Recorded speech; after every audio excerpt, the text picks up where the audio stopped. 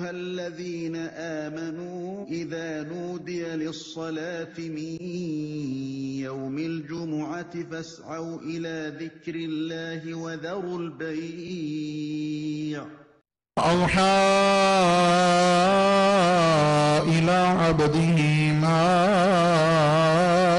أوحى سيدنا ومولانا وملجانا ومأوانا وحبيبنا وشفيعنا وطبيبنا وطبيب قلوبنا محمد المصطفى وعلى آله وأصحابه وأزواجه وأهل بيته وأولياء أمته وعلماء ملته ومن تبعهم بإحسان إلى يوم الجزاء أما بعد فأعوذ بالله من الشيطان الرجيم بسم الله الرحمن الرحيم وآتوا النساء صدقاتهن نحلة وقال تعالى في شان حبيبه الكريم إن الله وملائكته يصلون على النبي يا أيها الذين آمنوا صلوا عليه وسلموا تسليما الصلاة والسلام عليك يا سيدي يا رسول الله وعلى آلك وأصحابك يا سيدي يا حبيب الله الصلاة والسلام عليك يا نبي الله وعلى آلك وأصحابك يا نور الله الصلاة والسلام عليك يا خاتم النبيين وعلى آلك وأصحابك يا شفيع المذنبين الصلاة والسلام عليك يا إمام الحرمين وعلى آلك وأصحابك يا جد الحسن والحسين الصلاة والسلام عليك يا إمام المجاهدين وعلى آلك وأصحابك يا قائد الغر المحجلين گنج بخش فیض عالم مظہر نور خدا ناقص آرا پیر کامل کامل آرا رہنما گنج بخش فیض عالم ناقص آرا پیر کامل کامل آرا رہنما گنج بخشی آپ کی مشہور ہم پہ کر کرم کروا کرم دونوں جہاں میں رکھ شرم سخی کر کرم کروا کرم دونوں جہاں میں رکھ شرم داتا کر کرم کروا کرم دونوں جہاں میں رکھ شرم اللہ رب العزت کی حمد و ثنا اور اس کے محبوب کریم رؤوف الرحیم صلی اللہ علیہ وسلم کی بارگاہ میں نذرانہ درود و سلام عرض کرنے کے بعد جملہ سامعین حاضرین بزرگوں دوستوں عزیزان ذی قدر دور و نزدیک سے بڑی محبت و عقیدت سے بارگاہ گنج بخش میں حاضری کے لیے اور آپ کے جوار میں اس عظیم شان مسجد میں جمعہ کی ادائیگی کے لیے تشریف لانے والے جملہ غلامان گنج بخش و غلامان مصطفیٰ صلی اللہ علیہ وسلم اور کیو ٹی وی کے ذریعے پوری دنیا کے ناظرین ناظرات ماؤں بہنوں بیٹیوں مستورات سب کی خدمت میں السلام علیکم ورحمۃ اللہ وبرکاتہ۔ مسلمانوں کی گھریلو اور آئلی زندگی قرآن و سنت کی روشنی میں اور خاص طور پر نکاح اور شادی سے متعلق کچھ امور ہم مرحلہ وار ایک خاص ترتیب سے ذکر کر رہے ہیں۔ اگر آپ کو یاد ہو، اور یقیناً یاد ہوگا، اس لیے کہ ان موضوعات پر خطاب کے نتیجے میں جو رسپانس آپ تمام حضرات کی طرف سے مجھے مختلف ذرائع سے موصول ہوا، اور اس بات کی بہت زیادہ لوگوں نے تصدیق کی کہ ان موضوعات پر محراب و منبر سے، مساجد سے کبھی یا تو ذکر ہی نہیں کیا گیا، اور ذکر کیا گیا تو بہت محدود اور مختصر۔ تو یاد ہوگا آپ کو کہ ہم نے حق مہر پہ بات کی تھی۔ گزشتہ جمعہ تو چونکہ حضور خواجہ غریب نواز کی بارگاہ میں نذرانے کے طور پہ عرض کیا تھا۔ یہ بات میں عرض کر چکا ہوں کہ مہر کیا ہے، مہر کیا ہے، اور میں نے ایک جملہ کہا تھا آپ کو، اگر آپ کو یاد ہو، کہ قرآن و سنت کی روشنی میں نکاح شادی کے ذریعے ایک لڑکی کی تمام تر ذمہ داری، جسے شریعت میں نان، نفقہ، سکنا، یعنی کھانا پینا، لباس، رہائش، علاج، نکاح شادی کے ذریعے ایک لڑکی کی تمام ذمہ داری بینگ ہسبینڈ اس کے ذمہ کی جا رہی ہوتی ہے نکاح کے ذریعے، کہ اب آنے والی زندگی میں اس کے تمام چیزوں کا رسپانسیبل تو ہے۔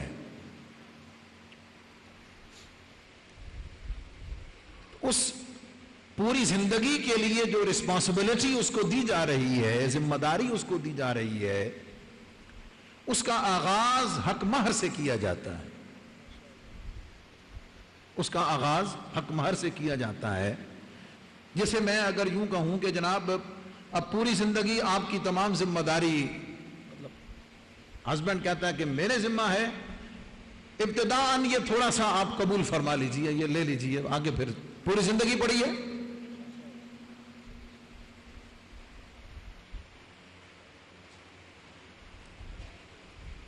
یہ ایک کانسیپٹ ہے حق مہر کا۔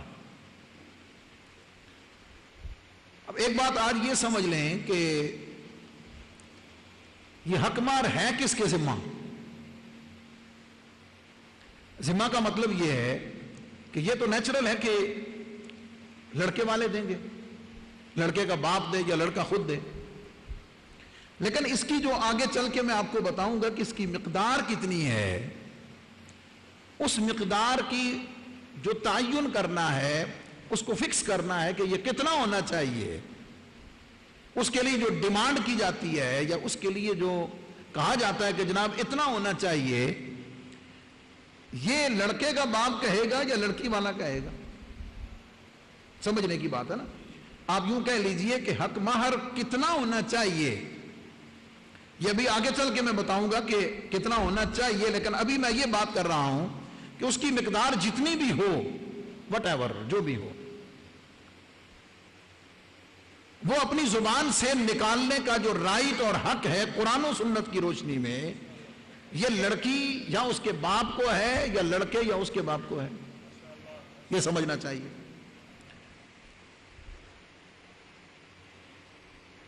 ایک نکاح خان کی حیثیت سے سینکڑوں نکاح پڑھانے کا اتفاق ہوا ہے، اور اگر میں اس میں آپ کو تجربات آپ سے شیئر کروں تو شاید اس کے اوپر بھی بہت وقت چاہیے کہ کیا کچھ نکاح کے موقع پر دیکھنے سننے کو ملتا ہے، لیکن وہ ظاہر شخصی معاملات ہیں، ہم ان میں نہیں جا سکتے۔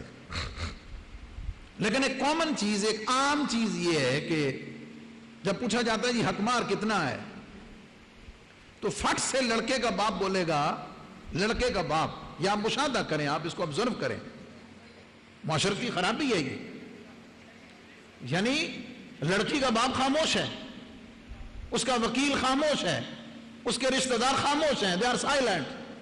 فٹ سے لڑکے کا باپ یا اس کا چاچا یا ماما یا پھپھڑ کوئی بھی سیکنڈ لگائے گا، سمجھ آ گئی، شرعی لکھ دے، حقمار شرعی لکھ دے. چلو اگر کوئی فگر بتائے گا یہ 500 لکھ دو، 1000 لکھ دو، 10,000 لکھ دو، جو بھی کہے وٹ ایور، میں ابھی اس میں نہیں جا رہا. لڑکے کا جو باپ ہے یا اس کا رشتہ دار ہے وہ فٹ سے بولے گا کہ اتنا لکھ دیں. قرآن و سنت کی روشنی میں یہ غلط ہے. حقمار کتنا ہونا چاہیے یہ پوچھا جائے گا لڑکی کے باپ سے.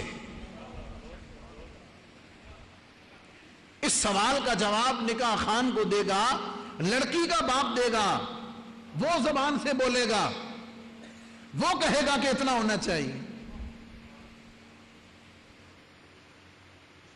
اب آپ سوچ رہے ہوں گے کہ بھئی یہ ایسا ہوتا کیوں ہے؟ معاشرے میں ہے نا، ایسا ہوتا کیوں ہے؟ ہوتا اس لیے ہے، ایک یعنی میرا جو وجدان کہتا ہے، میں غلط بھی ہوں، غلط ہو سکتا، میرا یہ ذہن ہے کہ باپ لڑکے والوں کو ڈر ہوتا ہے کہ اگر انہوں نے کچھ زیادہ کہہ دیا،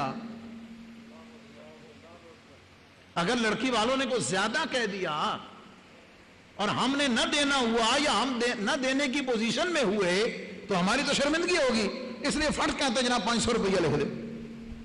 اب جب باپ لڑکے کے باپ نے کہہ دیا، معاشرتی طور پہ یہ روایات ہیں، یہ دید لحاظ ہے، رسپیکٹ ہے کہ لڑکی والا بولتا ہی نہیں، کہتا ٹھیک ہے جناب. اس کا کانسیپٹ کیا؟ وہ کہتا جدوں دھی دے دیتی تو باقی اور کی لینا، وہ نہیں بولے گا. جب بیٹی دے دی میں نے تو میں نے اور کیا لینا، حالانکہ اس کا رائٹ ہے. ایک باپ کا ایک لڑکی کے ولی کا کام ہے، جملہ توجہ سے سنیں، ایک باپ کا لڑکی کے ولی کا، لڑکی کے باپ کا، جو بھی اس کا گارڈین ہے، جو بھی ہے، یہ اس کا فرض ہے، یہ اس کا فرض ہے. پھر سنیں، یہ اس کا فرض ہے کہ وہ ایسے موقع پر ایسا فیصلہ کرے کہ وہ اس کے ذریعے سے اپنی بیٹی یا جو اس کے جس کا وہ وکیل بن رہا ہے اس کے فیوچر کو سیو کرنے کی کوشش کرے. اسلام نے آخر رکھا ہے تو کوئی حکمت ہے نا، ایسے تو نہیں رکھا. یہ بات یاد رکھیں کہ لڑکے والوں کو جلدی نہیں کرنی چاہیے، انہیں خاموش رہنا چاہیے. لڑکی کے باپ سے پوچھنا چاہیے، ہاں جی کتنا حق مار ہونا چاہیے، کتنا ہونا چاہیے، ٹھیک ہے جی. اور لڑکی کے باپ کو بھی اس وقت اس طرف نہیں دیکھنا چاہیے کہ جناب میں اگر زیادہ کہا یا کچھ تو کیا ہوگا، کچھ بھی نہیں. بلکہ میں اس میں بطور عالم اور بطور سکولر، ظاہر ہے بطور باپ، میں یہ ایڈوائز کروں گا کہ یہ معاملہ کہ حق مار کتنا ہونا چاہیے، توجہ سے سنیں.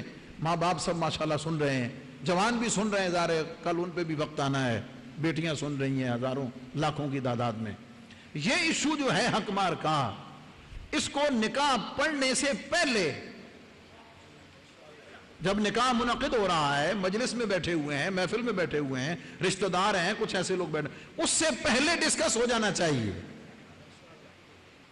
وہ پیرنٹس آپس میں کر لیں یا جو بھی ذمہ دار ہیں وہ آپس میں مشورہ کر لیں، کچھ نہ کچھ اس پہ بات کر لیں کہ کتنا ہونا چاہیے. کیوں؟ میں آپ کو بتاتا ہوں کہ کئی ایک نکاح at the spot of time, ایسے نکاح کے ٹائم پر وہاں پہ جھگڑا ہو گیا اس لیے کہ اس فگر میں اور بد اعتمادی پیدا ہو گئی، نہیں جناب نے کہا اتنا، ہونا کہا اتنا. وہ اچھا وہ کیا ہوا؟ عام طور پر ایسے موقع پر میری آبزرویشن یہ ہے کہ لڑکی یا لڑکے والوں کا کوئی رشتہ دار اس وقت شرارت کرتا ہے اس رشتے کو خراب کرنے کے لیے. وہ ایسی فگر بتائے گا، کوئی ایسا اس میں کرے گا. یہ ہماری معاشرتی خرابیاں ہیں. مثال کے طور پر اس موقع کو خراب کرنے کی ایک اور اگزامپل آپ کو میں دے دوں، بات سمجھ کر. یہ حضور فیض عالم کے صدقے سے معاشرے کو آبزرو کرنے والا ہی سکالر دے سکتا ہے، ہر بندہ نہیں دے سکتا.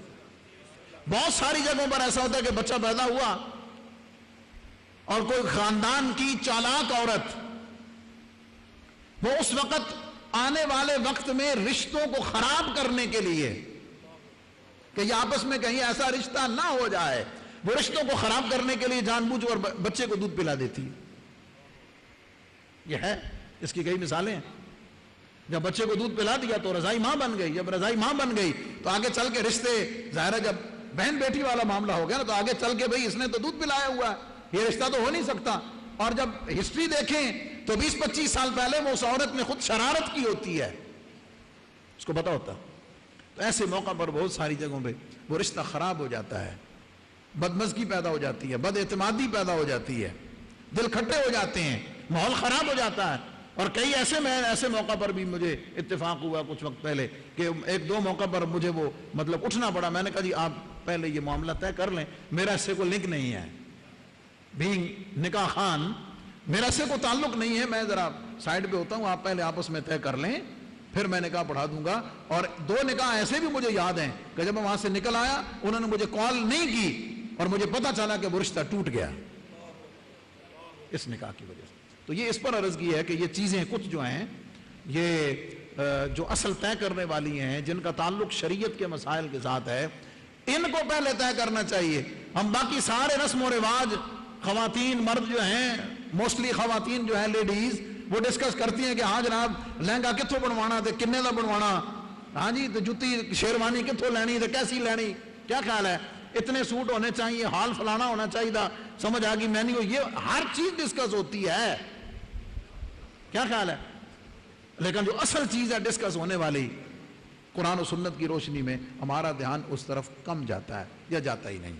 تو پہلی بات تو یہ سمجھ لیں کہ یہ لڑکی والے کا رائٹ ہے، وہ کہے گا، وہ بتائے گا کہ جناب اتنا حق مار ہونا چاہیے، اور اس کو پہلے ڈسکس کر لے، اور اس کے بارے میں وہ بالکل ہیزیٹیشن فیل نہ کرے، وہ بالکل کوئی پریشر یا کوئی چیز وہ نہ کرے.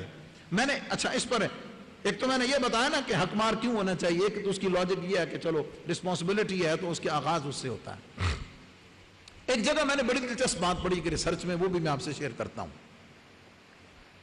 اللہ نہ کرے اللہ تعالیٰ سب کی بہنوں بیٹیوں کو جہاں ہو ہمیشہ آباد رکھے، خوش رکھے.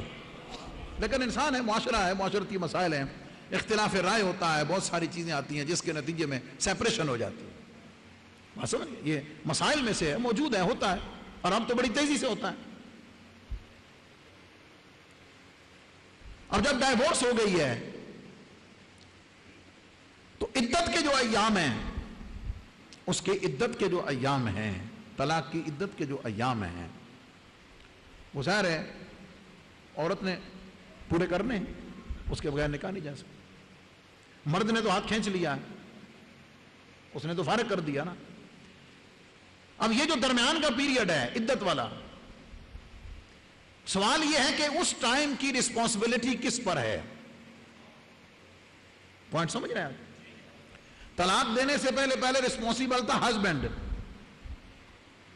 آگے کہیں نکاح ہوگا، شادی ہوگی تو پھر رسپانسبلٹی آگے شفٹ ہوگی. بات سمجھ گئے؟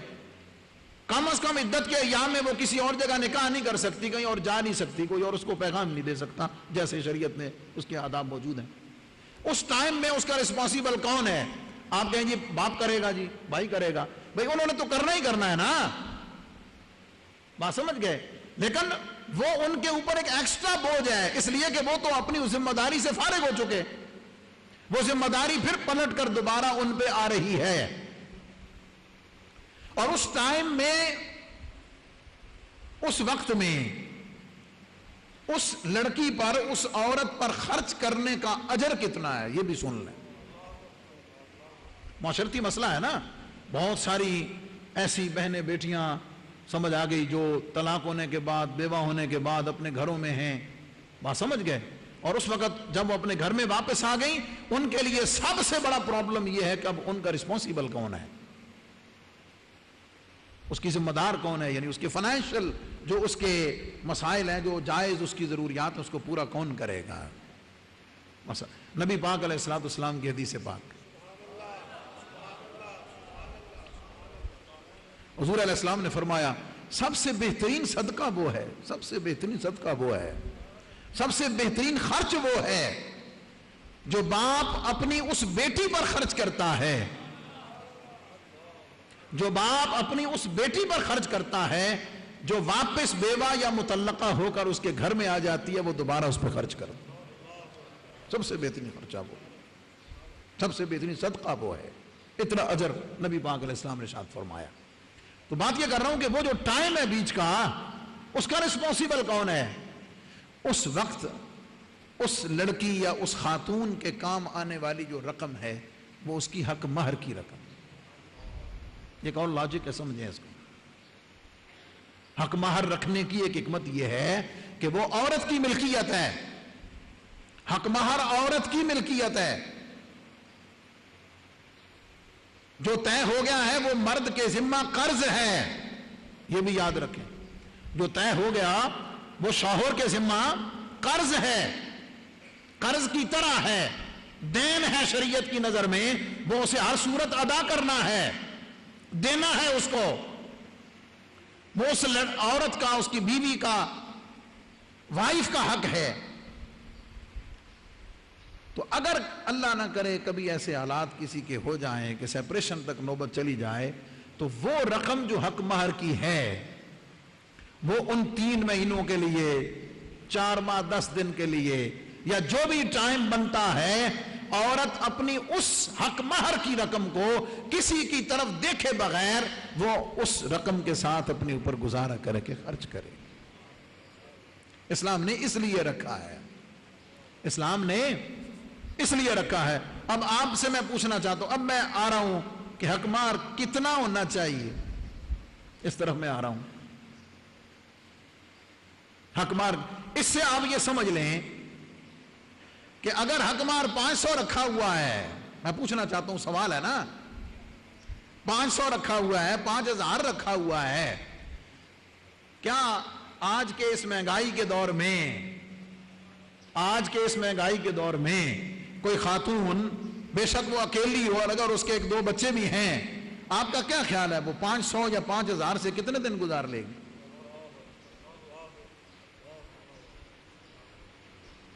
اس طرف توجہ کرنی چاہیے۔ شریعت نے جو چیزیں لازم کی ہیں ان کو اس اینگل سے اس طرف بھی دیکھنا چاہیے کہ شریعت نے وہ چیز کیوں لازم کی ہے۔ اب اس بات کو سمجھیں کہ حق مہر کتنا ہونا چاہیے، اور بڑی دلچسپ ہے، سمجھنے والی بات ہے، اور میں جب بھی نکاح پڑھاتا ہوں میں اس میں کچھ چند منٹ مجھے اس پہ بتانا پڑتا ہے، سمجھانا پڑتا ہے بڑی جگہوں پر۔ آپ کو سب کو، موسٹلی لوگوں کو اتفاق ہوا ہوگا کہ نکاح خان جب یہ پوچھتا ہے کہ جناب حق مہر کتنا ہونا چاہیے، تو فوری جملہ لڑکی والا نکالے یا لڑکے والا جو بھی نکالے، وہ کہتا ہے جی شرعی لکھ دیں، ہے یا نہیں؟ حق مہر کیا لکھ دیں جی؟ حق مہر شرعی لکھ دیں جی۔ پہلا سوال اس پر یہ ہے، توجہ طلب بات، بڑی نفیس بات، کہ کیا کوئی حق مہر غیر شرعی بھی ہوتا ہے؟ حق مہر کی کوئی قسم جو ہے وہ غیر شرعی بھی ہے کہ آپ زور دے رہے ہیں کہ حق مہر شرعی ہونا چاہیے؟ پہلی بات تو یہ۔ دوسرے نمبر پر رشتہ دیکھنے سے لے کر جتنے رسم و رواج ہیں میں ان کو ریپیٹ نہیں کر سکتا، رشتہ دیکھنے سے لے کر نکاح کا وقت آنے تک جو کچھ بیچ میں ہوا آپ سب کو پتا ہے، آپ دیکھتے رہتے ہیں، ہم سب کے گھروں میں دائیں بائیں ہم اب رشتہ دیکھنے سے لے کے نکاح کا ٹائم آنے تک اس وقت کسی جگہ شریعت یاد نہیں آئی۔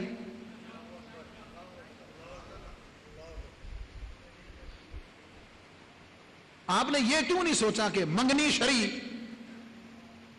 منگنی کیسے کریں جی؟ منگنی شرعی ہونی چاہیے جناب۔ بارات کیسی ہونی چاہیے جی؟ بارات شرعی ہونی چاہیے جناب۔ ڈریس کیسا ہونا چاہیے؟ ڈریس شرعی ہونا چاہیے جناب۔ سوچا آپ نے کبھی؟ میں آپ کو دعوت فکر دے رہا ہوں۔ رشتہ دیکھتے وقت کہ جناب شریعت کو مد نظر رکھیں۔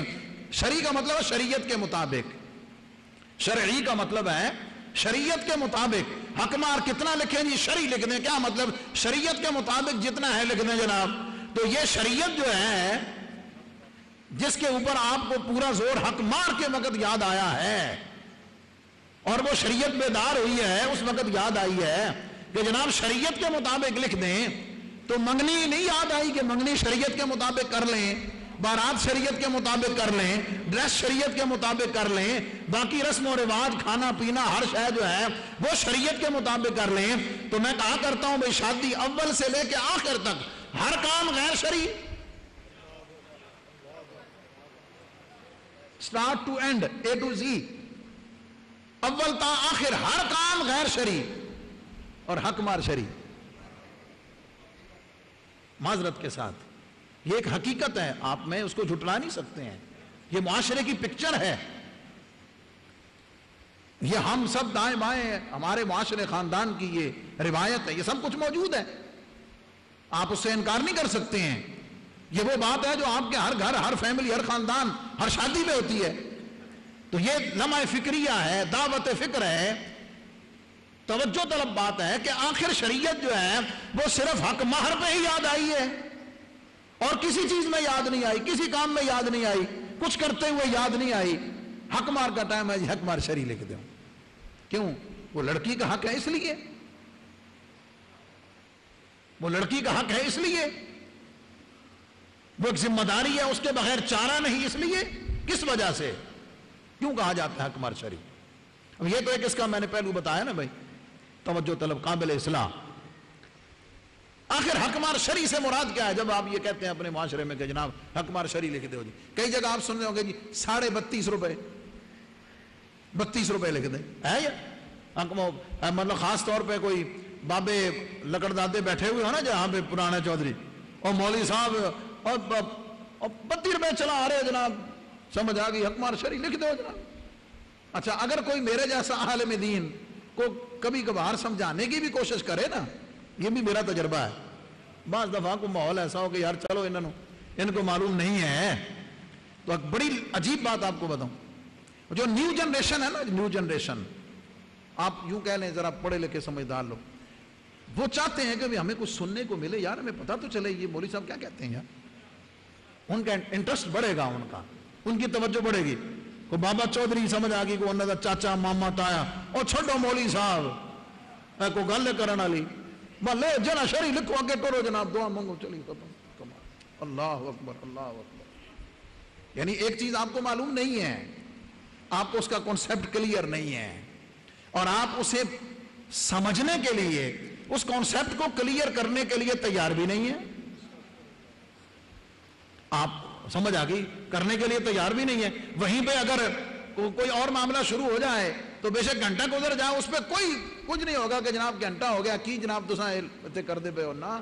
اگر نکاح میں تھوڑی سی امام صاحب اگر خطبے دی 2 آیتاں چوکھیاں پڑھ چھڑیاں نا جناب، لے مولی نو سارا قرآن اج ہی یاد آیا پڑھنا. ہاں خطبہ نکاح دیتے ہوئے میں ریپیٹ اس لیے کرتا ہوں کہ بہت سارے لوگ سننے والے بیچارے کہتے ہیں ہمیں سمجھ نہیں آتی، پنجابی کی سمجھ نہیں آتی، تجھے پنجابی بولیں ہیں. تو مطلب یہاں تک اس وقت نوبت آتی ہے کہ اگر آپ خطبہ نکاح میں اس کو کچھ آئے پڑھ دیں تو کہتے ہیں نہیں مولوی صاحب کو آج ہی قرآن سارا یاد آیا یہاں پڑھنے کے لیے، نکاح کے ٹائم ہی یاد آیا ان کو. اللہ اکبر، اللہ اکبر. ہم نے اسی وجہ سے نکاح کو مسجدوں سے نکال دیا. یہ ایک الگ ٹاپک ہے جس میں آپ کو بتاؤں گا کہ نکاح مسجد میں ہونا چاہیے، اس کے فوائد کیا ہیں، اس کی اہمیت کیا ہے، اس کی برکات کتنی ہے، اس کے ثمرات کتنے ہیں. کیوں؟ اس لیے کہ مسجد میں جب نکاح ہوگا تو جو کچھ کرنا چاہتے ہیں وہ مسجد میں تو نہیں نہ کر سکتے، نہ انتظامیہ نے کرنے دینا ہے، نہ مسجد والوں نے کرنے دینا ہے، نہ امام صاحب نے کرنے دینا ہے. سمجھ آ گئی کیا خیال ہے؟ وہ جو کچھ ہم چاہتے ہیں اپنے نفس اور اپنے شیطان کے ہاتھوں کھلونا بن کے، جو کچھ ہم چاہتے ہیں وہ ہم نہیں کر سکتے. میں نے آپ کو اگر یاد ہو چند جمعہ پہلے یہ بھی بتایا تھا بھائی ہمارا داتا صاحب نکاح رکھا ہوا کینسل کرتے ہیں لوگ، جب انہیں پتہ چلتا ہے نا بھائی یہاں تو عورتیں نہیں آ سکتی ہیں، یہاں مسجد میں لیڈیز کا آنا منع ہے، ان کا ایریا جو ہے وہ سیپریٹ ہے. سمجھ آ گئی، لڑکی دلہن یہاں نہیں آ، پھر مسیتی کرن کا کی فائدہ جناب. اللہ اکبر، اللہ اکبر، الیاذ باللہ العظیم. سمجھا کہتا نہیں کسی اور مسجد ہے وزیر خان رکھ لو بادشاہی مسجد فلاں کیوں اتنے اس قسم کی پابندی کوئی نہیں بھائی اگر نہیں ہے تو غلط ہے مسجد تو پوری دنیا میں یکساں ہے اس کے آداب تو پوری دنیا میں برابر ہیں وہ داتا صاحب کی مسجد ہو یا کوئی بھی مسجد ہو مسجد کے آداب تو ایکول ہیں ہم نے اگر اس میں کوئی کسی جگہ کو لوز پوائنٹ کر کے اس کو چڑھ دیا تو یہ ہماری کوتاہی ہے لیکن مسجد کے آداب تو ہر جگہ پوری روئے زمین پر مسجد کا ادب یکساں ہے برابر تو حق مار شرعی پہ بات کرنے لگا کہ حق مار اس پر کیوں زور دیا جاتا اب میں آپ کو وقت چونکہ چند منٹ باقی ہیں اس کو میں کنٹینیو آگے کروں گا بنیادی طور پر ایک ہسٹوری یہ 32 روپے کہاں سے آ گئے 32 روپے کہاں سے آ گئے کیوں آئے اس کی تاریخ کیا ہے اور یہ میں اگلے جمعے آپ کو بتاؤں گا کیلکولیٹ کر کے بتاؤں گا کہ جس زمانے میں عالمگیر کے بعد عالمگیر کے در وقت میں شہنشاہ عالمگیر کے وقت میں جب روپیہ ہندوستان میں یعنی سونے چاندی کے سکے ختم ہونے کے بعد نئی کرنسی جب انٹروڈیوس کروائی گئی روپے کی صورت میں کاغذی نہیں بات کر رہا کاغذی کرنسی اور اس کے بعد آئی ہے کاغذ کا جو نوٹ ہے وہ اور اس کے بعد آیا ہے اس سے پہلے روپیہ سکے کی صورت میں جب آیا ہندوستان میں تو اس نے پورا بورڈ بٹھایا اس نے کہا بھئی اب یہ پہلے تو ہم دیتے تھے سونے چاندی کی شکل میں وہ چلتا تھا مارکیٹ میں اب روپیہ آ گیا ہے تو شریعت میں جو حق مار مقرر ہے اس کی ویلیو نکالیں اس کو ویلیویٹ کریں کہ وہ روپے میں کتنی بنے گی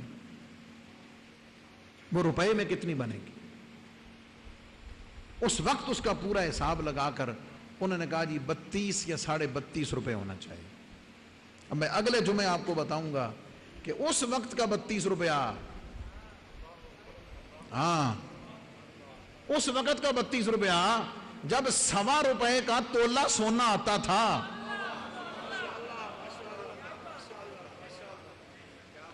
سوا روپے میں نے پڑھا میں حوالے کے ساتھ آپ کو بات کر رہا ہوں میں گویڑ اور اندازے سے بات نہیں کر رہا تو کہ نہیں لگا رہا جس زمانے میں 1.25 روپے کا تولہ سونا آتا تھا یہ 32 روپے اس وقت کے ہیں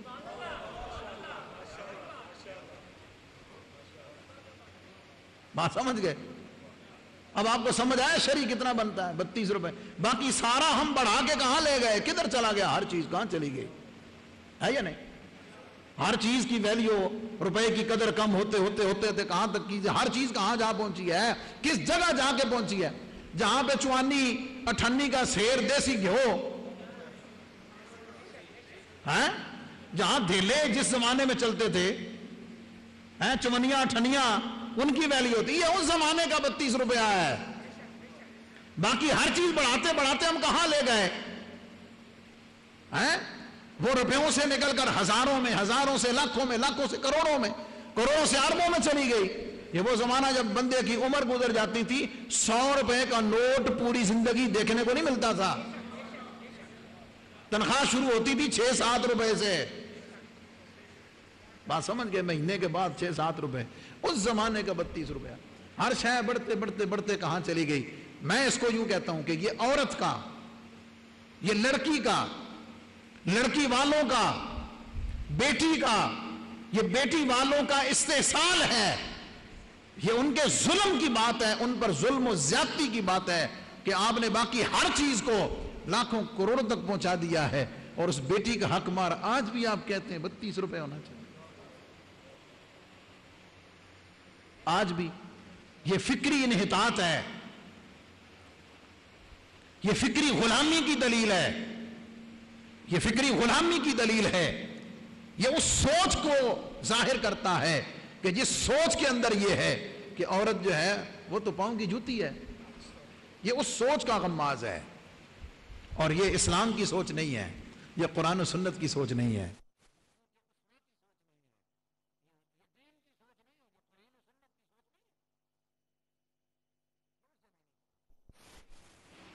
تو ایک تو یہ جو اصرار کرنا ہے نا حق مار جناب شرعی ہونا چاہیے حضرات کو پوری دنیا کے مسلمانوں کو سننے والے سب کو پتا ہونا چاہیے کہ یار وہ شرعی ہے کیا، وہ کتنا ہے، نبی پاک علیہ السلام نے کتنا رکھا۔ اب میں صرف ایک بات آپ کو سناؤں گا اور ریپیٹ کروں گا اگلے جمعے لنک کرتے ہوئے۔ حضرت عمر رضی اللہ تعالیٰ عنہ کے دور میں، دلچسپ بات ذرا توجہ سے سنیں، حضرت عمر رضی اللہ تعالیٰ عنہ کے دور میں خوشحالی آ گئی نا، پیسہ سمجھ آ گئی، بے بہا، سونے چاندی کے ڈھیر، روم فتح ہوا، بڑی بڑی سلطنتیں فتح ہوئیں، وظائف سارا کھلا جناب ریل پیل ہو گئی، لوگوں نے حق مار بہت زیادہ رکھنے شروع کر دیے، آج کے حساب سے کروڑوں حق مار، آج کے حساب سے کروڑوں حق مار رکھنا شروع کر دیے۔ حضرت عمر رضی اللہ تعالیٰ عنہ کی بارگاہ میں یہ معاملہ ڈسکس ہوا کہ بھئی حق مار لوگ بہت زیادہ رکھ رہے ہیں، بہت بڑا بڑا حق مار رکھتے ہیں، لہذا اس کی کوئی لمٹ ہونی چاہیے کہ اس سے زیادہ کوئی نہ رکھے، اس سے زیادہ کوئی نہ رکھے۔ جملہ قابل توجہ۔ حضرت عمر نے صحابہ کو بلایا، مشورہ ہوا جمعے والے دن، مجمع عام میں، ہاں بھائی لوگ حق مار بہت رکھتے ہیں جناب، تو اس کو ریڈیوس کر کے اس کی لمٹ رکھنی چاہیے کہ اس سے زیادہ نہ ہو۔ جب یہ بات چیت ڈسکس ہونے لگی نا جناب، کسی نے کہا اتنا رکھو، کسی نے کہا اتنا رکھو، کسی نے کہا اتنا رکھو، اس زمانے میں خواتین بھی آتی تھیں سامنے حضرت عمر کے مجلس میں، خاتون اٹھ کے کھڑی ہو گئی، توجہ رکھنا ذرا، یہ بہنیں بیٹیاں ذرا خصوصی توجہ سے سن۔ ایک خاتون اٹھ کے کھڑی ہو گئی، اس نے کہا عمر سورۃ النساء عورت ریفرنس دے رہی ہے، قرآن کا حوالہ عورت دے رہی ہے، کس کو دے رہی ہے؟ نام لیں، عمر کا نام لینے سے تو شیطان بھاگتا ہے، کیوں ڈرتے ہو؟ حضرت عمر کو خاتون مخاطب ہو رہی ہے مجمع عام میں، عمر سورۃ النساء کی فلاں آیت میں اللہ تعالیٰ نے فرمایا ہے وَإِنْ أَرَدْتُمُ اسْتِبْدَالَ زَوْجٍ مَكَانَ زَوْجٍ وَآتَيْتُمْ إِحْدَاهُنَّ قِنْطَارًا فَلَا تَأْخُذُوا مِنْهُ شَيْئًا۔ عورت نے آیت پڑھی، ترجمہ آپ کو سنا دیتا ہوں۔ مسئلہ کیا ہے؟ مسئلہ یہ کہ مسئلہ قرآن میں یہ ڈسکس ہوا کہ اگر کوئی شخص کسی عورت کو طلاق دے دیتا ہے تو حق مار دینا پڑے گا نا، حق مار پورا دینا پڑے گا۔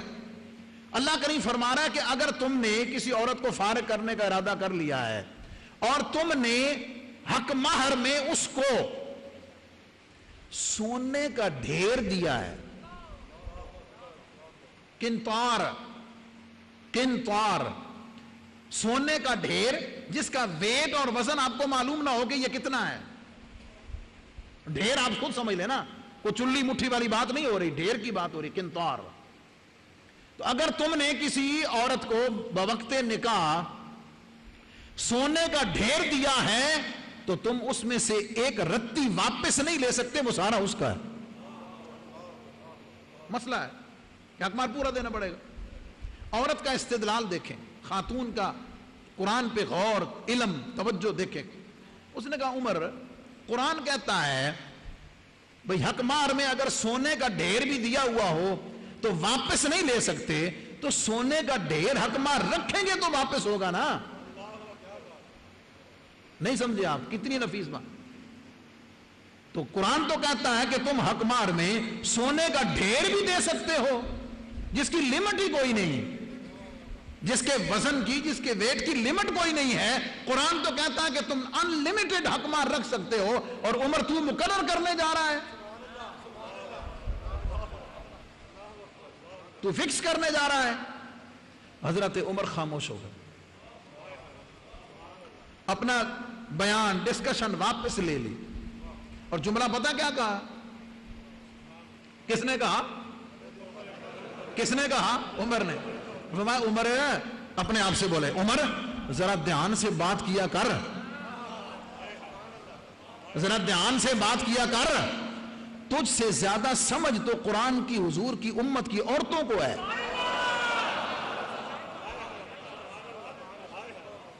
تجھ سے زیادہ سمجھ قرآن کی، حضور کی امت کی عورتوں کو ہے، ذرا دھیان سے بات کیا کر، سوچ کے مسئلہ ڈسکس کیا کر۔ اس میں میں یہ سمجھتا ہوں کہ عورت نے اپنی رائٹ کے لیے، اپنے حق کے لیے عمر کے دربار میں اٹھ کر آواز بلند کی، عمر یہ رائٹ ہمارا ہے، تم کون ہوتا ہے مقرر کرنے والا؟ یہ میں نے جو شروع میں بات کی میں اس سے لنک کر رہا ہوں کہ یہ رائٹ عورت کا ہے، اس کے باپ، یہ اس کی دلیل بھی ہے جو میں نے آپ کے سامنے موقف رکھا ہے، اس کی قرآن سے دلیل بھی ہے کہ یہ حق کس کا ہے۔ باقی ڈسکشن انشاءاللہ اس کے بعد قرآن و سنت کی روشنی میں آگے ہوگی۔ اللہ ہمیں سمجھنے کی اور ان معاشرتی مسائل کو قرآن و سنت کے سانچے میں اللہ ہمیں ڈھالنے کی توفیق عطا فرمائے۔ والسلام علیکم۔ أشهد أن محمد رسول الله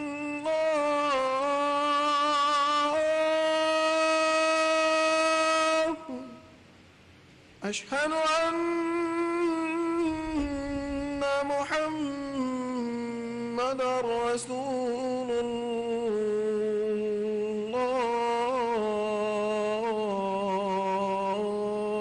الله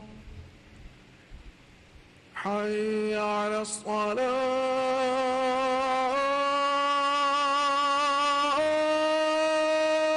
الصلاة حي على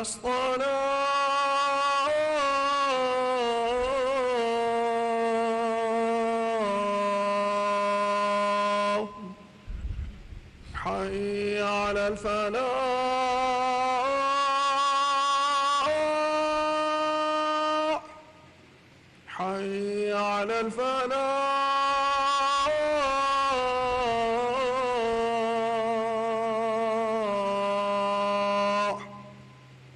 الله أكبر الله أكبر لا إله إلا الله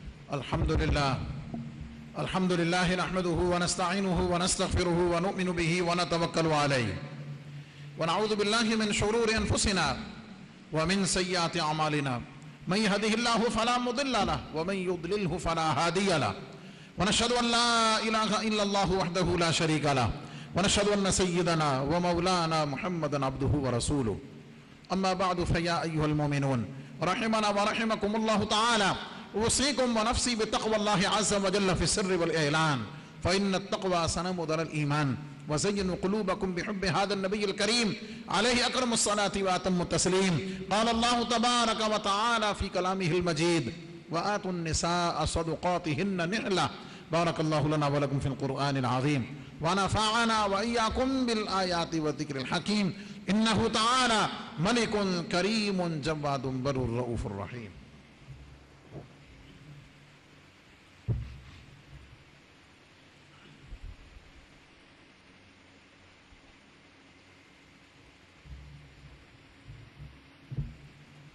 الحمد لله نحمده ونستعينه ونستغفره ونؤمن به ونتوكل عليه ونعوذ بالله من شرور أنفسنا ومن سيئات أعمالنا من يهده الله فلا مضل له ومن يضلله فلا هادي له ونشهد أن لا إله إلا الله وحده لا شريك له ونشهد أن سيدنا ومولانا محمدا عبده ورسوله إن الله وملائكته يصلون على النبي يا أيها الذين آمنوا صلوا عليه وسلموا تسليما صلى الله تعالى عليه وعلى آله وأصحابه وبارك وسلم أبدا لا سيما على أولهم بالتصديق أمير المؤمنين أبي بكر الصديق رضي الله تعالى عنه وعلى آدل الأصحاب أمير المؤمنين عمر بن الخطاب رضي الله تعالى عنه وعلى جامع القرآن أمير المؤمنين عثمان بن عفان رضي الله تعالى عنه وعلى أسد الله الغالب أمير المؤمنين علي بن أبي طالب كرم الله تعالى وجهه الكريم وعلى ابن الكريمين السعيدين الشهيدين القمرين المنيرين سيدينا أبي محمد الحسن وأبي عبد الله الحسين رضي الله تعالى عنهما وعلى أمهما سيدة النساء فاطمة الزهراء رضي الله تعالى عنها وعلى سائر فلاح الأنصار والمهاجرة وعلينا معهم يا أهل التقوى وأهل المغفرة اللهم أيد الإسلام والمسلمين اللهم انصر الإسلام والمسلمين اللهم ارحم علينا وعلى جميع المسلمين في كل مكان وألف بينهم واجمع كلمتهم عباد الله رحمكم الله ان اللہ یأمر بالعدل والاحسان وایتاء ذی القربى وینہی عن الفحشاء والمنکر والبغی یعظکم لعلکم تذکرون ولذکر اللہ تعالی اعلی واولی وعز وجل واتم واہم واعظم واکبر واللہ یعلم ما تصنعون.